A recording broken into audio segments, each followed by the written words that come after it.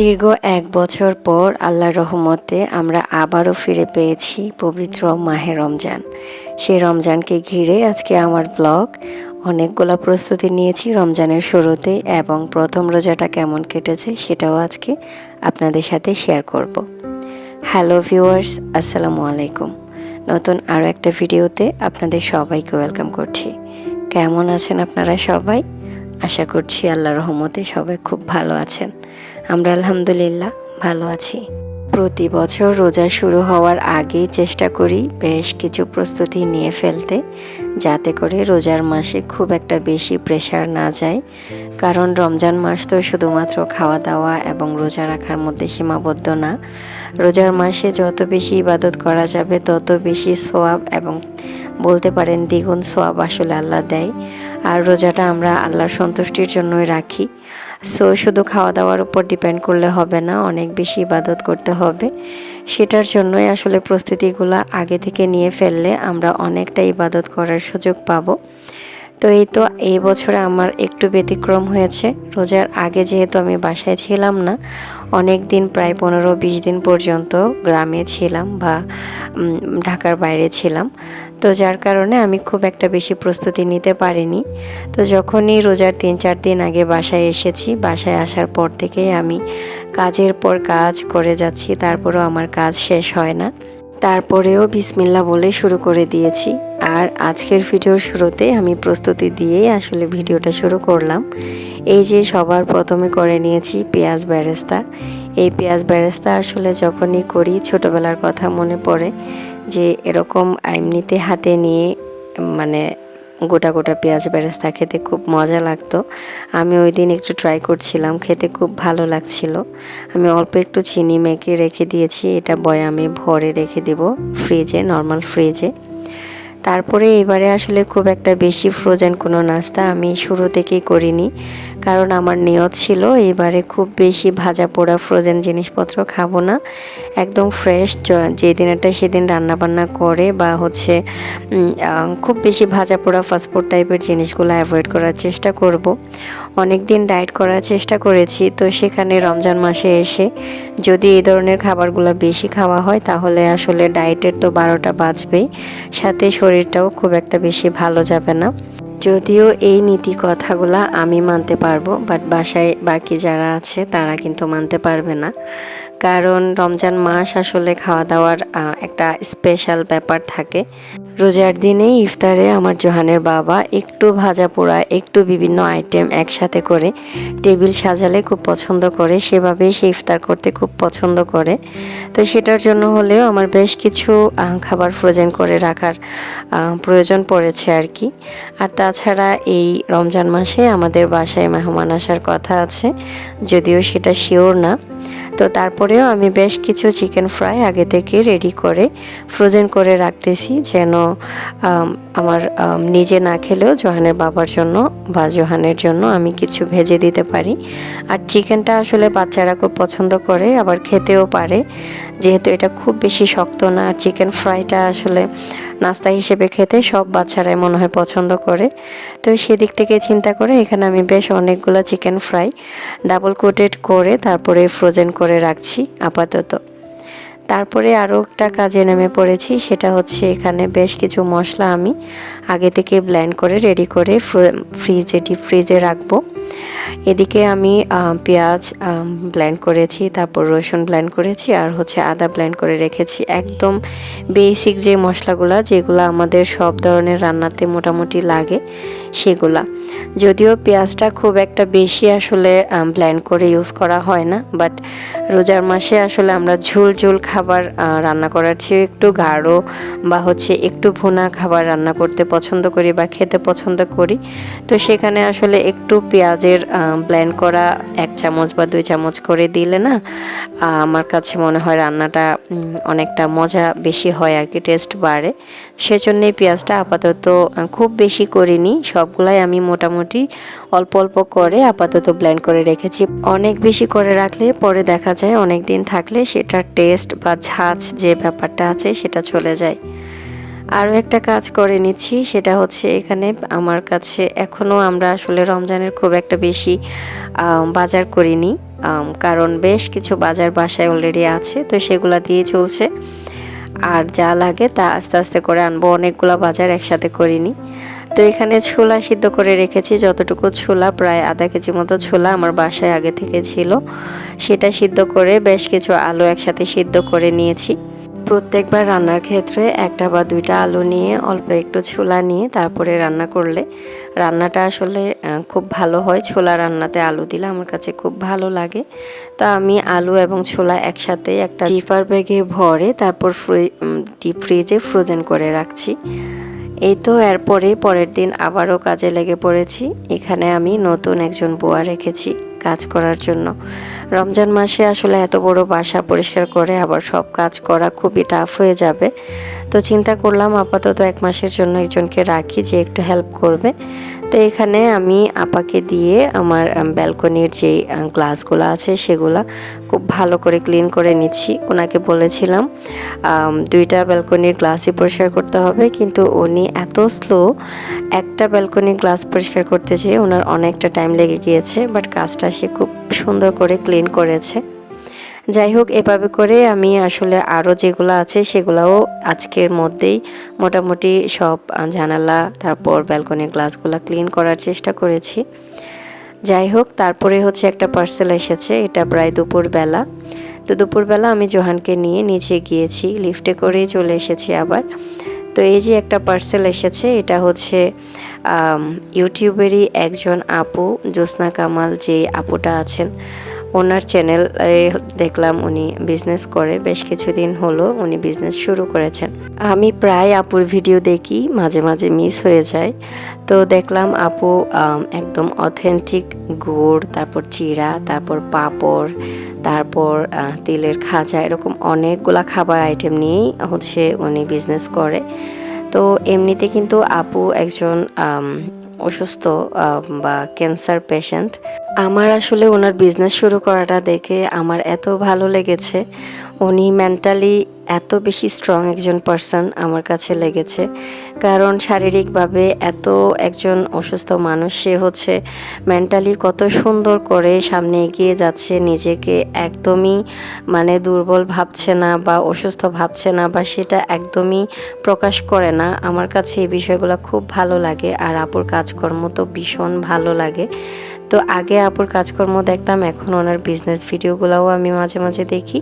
তো এই যে আমি আপুর কাছ থেকে নিয়েছি হচ্ছে পাটালি গুড় নিয়েছি, তারপরে ছোলা গুড় নিয়েছি, তারপরে এখানে কাঠারি চিড়া নিয়েছি।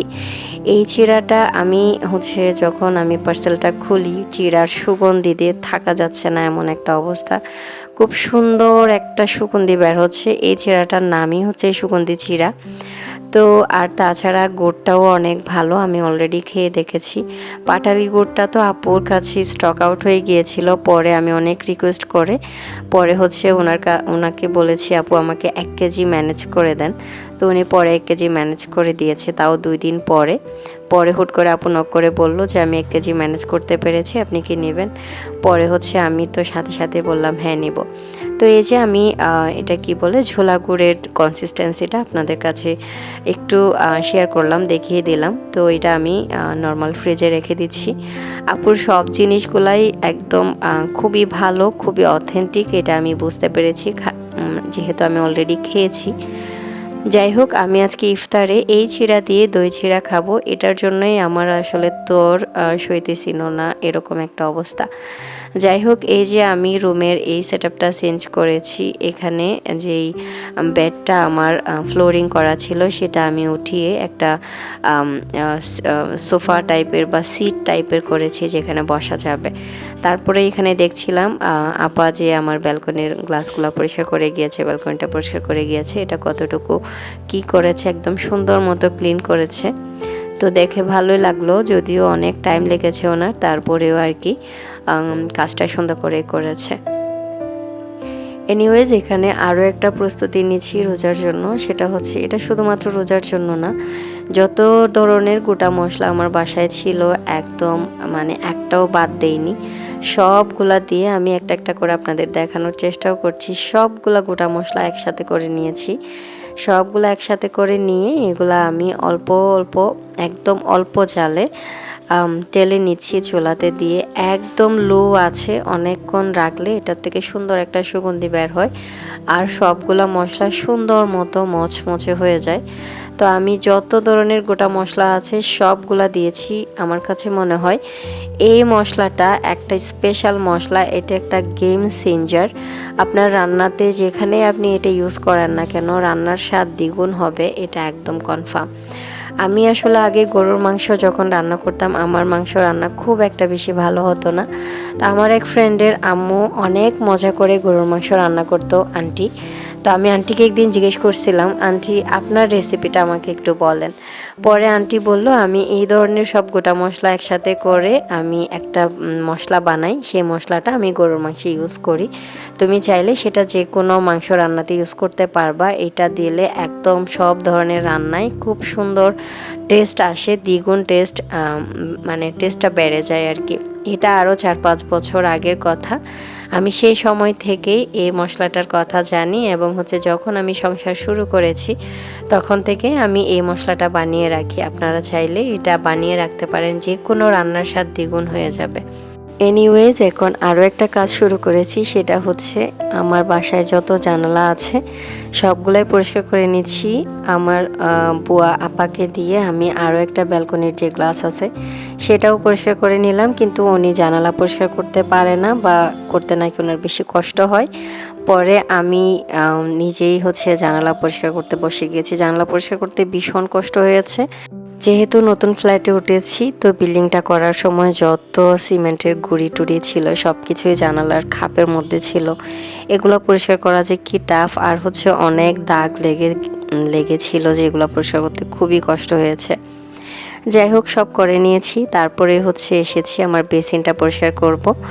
আসলে এগুলা প্রতিদিন পরিষ্কার করার জিনিস, প্রতিদিনই করি, কিন্তু অনেক দিন পর যেহেতু বাসায় এসেছি, অনেক দিন মাঝখানে ছিলাম না, তো জোহানের বাবা তো আর এগুলো ক্লিন করেনি, যার কারণে আমি আবার নতুন করে সব কিছু ক্লিন করছি।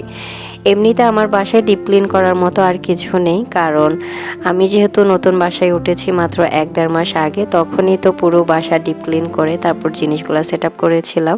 তো যার কারণে শুধুমাত্র দরজা জানালা এই জিনিসগুলাই আমার ক্লিন করা বাকি ছিল। তো এই যে আমি বাথরুমের দরজাটাও ক্লিন করে নিচ্ছি। আমি এখানে একটা টুলের উপর দাঁড়িয়ে তারপরে দরজাটা ক্লিন করছি।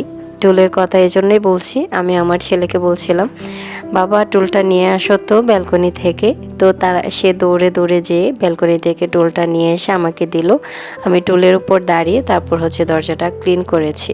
তখন আমার খুব ভালো লাগছিল, মনে হচ্ছিল একজন ছোটোখাটো কাজ করার মতো মানুষ এখন আমার বাসায় আছে। বাবা এই জিনিসটা নিয়ে আসো তো, বাবা ওইটা একটু নিয়ে আসো তো, বাবা এটা একটু রেখে আসো তো। এই কাজগুলো করানোর জন্য আমার বাসায় এখন আমার ছেলেই যথেষ্ট। এটার জন্য আমার নিজের কাছে ভাবতে খুব ভালো লাগছিল, যার কারণে টুলের কথাটা আপনাদের সাথে শেয়ার করলাম। আমার আরও একটা কথা মনে পড়েছে, সেটা ছোটোবেলায় আমার মা বলতো, বাসায় একজন কেউ কাউকে রাখলে কাজ করার জন্য তাকে দিয়ে আসলে সব কাজ করানো যায় এমন না, বাট তাকে দিয়ে কিছু ছোটোখাটো কাজ করালে একটু স্বস্তি পাওয়া যায়। তো উদাহরণ হিসেবে আমার আম্মু বলছিল যে আমার আম্মু আসলে পান খেত, আমার আম্মু তো আর এখন নেই, তো ছোটোবেলার কথা বলছি, উনি পান খেত। তো তখন বলতো কি, পানের বাটাটা একটু নিয়ে আসো তো, এই কথাটা বলার জন্য হলেও নাকি একজনকে দরকার। তো আসলে আমি এটা ফিল করছিলাম যে আমার ছেলেকে যখন বলছি যে বাবা টুলটা একটু নিয়ে আসো তো ব্যালকনি থেকে, সে দৌড়ে দৌড়ে টুলটা নিয়ে এসেছে। আমার থেকে ওখানে যেয়ে টুল আনার আর দরকার পড়েনি। তো এই আর কি, একটা আসলে কি বলবো, ভালো লাগা কাজ করছিল, যার কারণে আপনাদের সাথেও শেয়ার করলাম। এনিওয়েজ, এখানে আপনাদের সাথে কথা বলতে বলতে আমি আমার বেসিনটা পুরাটাই পরিষ্কার করে নিয়েছি। বেসিনের আশেপাশে থাকা যত দেয়াল আছে সব কিছুই একদম সুন্দর মতো মুছে ক্লিন করে নিয়েছি। অনেক তো কথা বললাম, আসলে আপনাদের কাছে একটা লাইক চাইতেই ভুলে গিয়েছিলাম। যদি আমার ভিডিওর এই পর্যন্ত কেউ থেকে থাকেন, জানি না আদৌ কেউ আছেন কি না, যদি থেকে থাকেন তাহলে আপনাদের কাছে আমার রিকোয়েস্ট, প্লিজ ভিডিওতে একটা লাইক দিতে ভুলবেন না। আর আজকে যদি আপনি আমাকে প্রথম দেখে থাকেন তাহলে চাইলে আমার চ্যানেলটা সাবস্ক্রাইব করে দিতে পারেন। পাশে থাকা বেল বাটনটা অন করে দিলে আমি যখনই ভিডিও আপলোড করব আপনার কাছে নোটিফিকেশন চলে যাবে, আপনি আপনার সময় মতো ভিডিও দেখে নিতে পারবেন।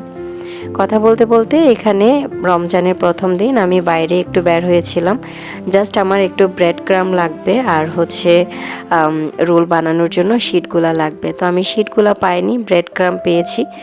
তো আরও বেশ কিছু জিনিস এখানে কিনে ফেলেছি। একবার বের হলে আসলে জিনিস কিনতে আর আলসেমি করি না, যেটা দেখি সেটাই ভালো লাগে। এখানে কিছু আমি কাচের জার কিনেছি, এক একটা 35 টাকা করে নিয়েছে, ছোট্ট ছোট্ট কাচের জার। তো যাই হোক, এই তো এগুলো আমি গুছিয়ে নিলাম। তারপরে এসেছি ব্যালকনিতে। ওই দিন যেহেতু রমজানের প্রথম দিন ছিল, তো আমি ইফতারের জন্য এখানে দেখলাম আমার ব্যালকনিতে পুদিনা পাতা ধরেছে। এই টবটা ছিল অন্য একটা ফুলের গাছের একটা টব। এই টবে যে মাটিগুলা ছিল এগুলো আবার অনেক মাস আগের পুদিনা পাতা রোপণ করা মাটিগুলা ছিল। আমি আশ্চর্য হয়ে গিয়েছি। আমি যখন 20 দিন পর বাসায় আসলাম, এসে দেখি এখানে সুন্দর মতো পুদিনা পাতা একদম ধরে, সুন্দর পাতাগুলা একদম সবুজ সবুজ হয়ে একটু বড় হয়ে গিয়েছে। মানে গত 20 দিনে আমার ব্যালকনির যত গাছ ছিল সবগুলা গাছের পাতা ঝরে একদম কাঠ হয়ে গিয়েছে, কিন্তু এত সুন্দর করে পুদিনা পাতা ধরেছে। এবং সারপ্রাইজিংলি সেই অনেক মাস আগের মাটি থেকে এতদিন পরে পুদিনা পাতা ধরেছে। আমি পুরাই অবাক, একদমই সারপ্রাইজ হয়ে গিয়েছিলাম। যাই হোক, ওই দিন জোহানের বাবা বাসায় ছিল না। বৃহস্পতিবার শুক্রবার 2 দিন সে ঢাকার বাইরে ছিল। প্রথম 2টা দিনই আমার একা একা ইফতার করা লেগেছে। তো একা একা ইফতার করলেও আমি আসলে একদম যেমন তেমনভাবে একটা প্লেটে সব কিছু নিয়ে ধুমধাম খেয়ে ফেলবো এরকম করিনি। যেহেতু বাসায় আমার ছেলে আছে, সে এখনও অনেক ছোট, সে রোজা বলতে কি এখনও জানে না। তো এই জন্যে ও যেন একটু বুঝতে পারে যে ইফতার যে ব্যাপারটা আছে, ইফতার করার যে ব্যাপারটা আছে, এটা একটি স্পেশাল ব্যাপার রমজানের দিনে। এটা ফিল করানোর জন্য আমি সুন্দর করে প্লেটিং করছিলাম। তো এখানে আমি জ্যোৎস্না কামাল আপুর কাছ থেকে নেওয়া সেই চিড়াটা আসলে আজকে ইউজ করছি, খাবো আমি। একদম খুব এইগারলি চাচ্ছিলাম এটা আজকেই খাবো, তো ওই দিন নিয়েছি। আর হচ্ছে এখানে আমি সব ধরনের ফ্রুটস কেটে নিয়েছি। চিড়াটা আমি আসলে টক দই দিয়ে খাবো। খুব বেশি ডায়েটের কোনো কিছু প্রথম দিন আসলে ওভাবে করে খেতে পারিনি।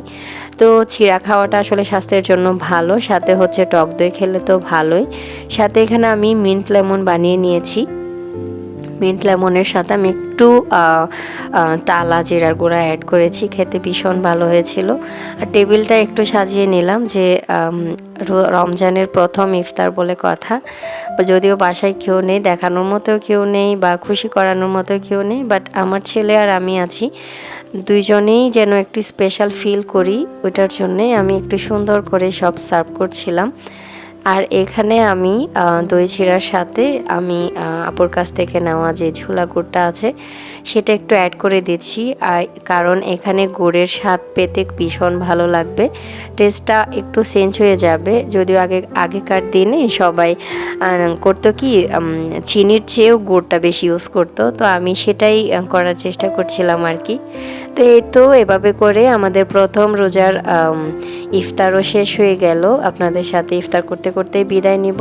সাথে অনেকগুলো প্রস্তুতি শেয়ার করেছি। জানি না কেমন লেগেছে ভিডিও ভালো লাগলে প্লিজ একটা লাইক দিতে ভুলবেন না। জানি না ইদানিংকালের সব ভিডিও কেন জানি অনেক লম্বা হয়ে যাচ্ছে, তারপরও আপনারা যারা ধৈর্য সহকারে দেখছেন, আপনাদের সবার প্রতি আমার মন থেকে অনেক অনেক কৃতজ্ঞতা। নেক্সট ভিডিওতে ইনশাআল্লাহ আবারও দেখা হবে, আবারও কথা হবে। Till then take care and thanks for watching this video. আল্লাহ হাফেজ।